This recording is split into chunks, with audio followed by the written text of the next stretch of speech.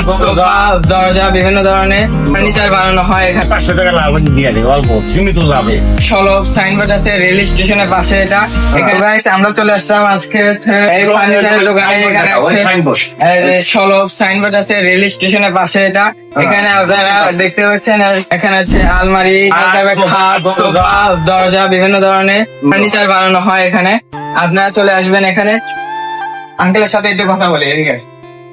তা আঙ্কেল, এই দোকানের নামটা কি? এই দোকানের নাম ফরবুল ফার্নিচার, আর আমার নাম মোহাম্মদ ফরবুল ইসলাম।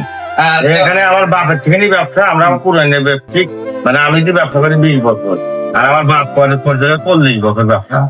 অনেক পুরানো দোকান এটা, আমার নিজস্ব দোকান। ঘর ভাড়া নাই, পাইকারি রেটে মাল বিক্রি হয়। এটা আপনার নিজস্ব জায়গায় হ্যাঁ, নিজস্ব, মানে রেলের জায়গায় লিস্ট করা নিজস্ব। আচ্ছা। মানে একবারে কোনো খরচা নাই আমার এখানে। 10 লাখ ঘরে অ্যাডভান্সও নাই, মানে ভাড়াও নাই। মানে আমি তো একবারে 500 টাকা লাভ দিয়ে দিই, অল্প সীমিত লাভে।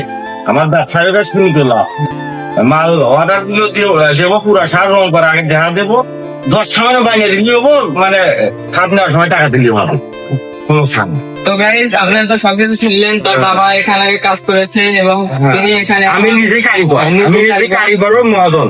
আপনারা যে চান তিনি আপনাদেরকে ডিজাইনটা দেখিয়ে দিবে। আপনার যে ডিজাইন চান সেই ডিজাইনের তারা কাজ করে আপনাকে রেডি করে দিবে, এবং কি আপনাকে রং করার আগে আপনাকে দেখিয়ে দিবে, রং করার পরে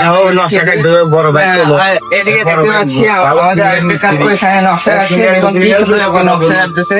এখানে অনেক সুন্দর কি নকশা।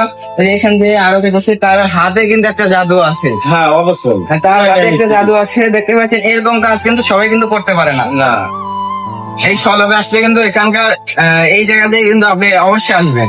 এখানে এসে আপনার এখানে একটা খাট বা দরজা বা সোফা আপনার একটা ভিজিট করবেন, একটা কিনবেন বা দেখবেন। ওই সবাই পায়াগুলো দেখা হয়, ওই পায়া সবাই এখানে রয়েছে। আপনারা যদি না যদি কেনেন, তাও আপনার এখানে এসে একবার দেখে যাবেন। যদি একবার যদি দেখেন, কিনতে মন চাবে অবশ্যই। আমি এটা আপনাদেরকে মন থেকে বলতেছি। অবশ্যই আপনারা এখানে চলে আসবেন। এটা হচ্ছে সলভ স্টেশনের ঠিক বাম পাশে, দক্ষিণ পাশে এটি অবস্থিত। আপনারা কিন্তু অবশ্যই এখানে আসবেন।